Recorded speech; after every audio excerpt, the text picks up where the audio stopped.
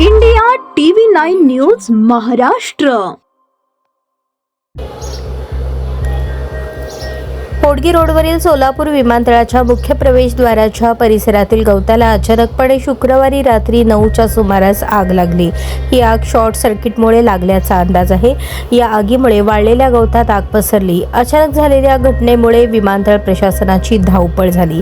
दरम्यान आग पाहण्यासाठी परिसरातील नागरिकांनी मोठी गर्दी केली।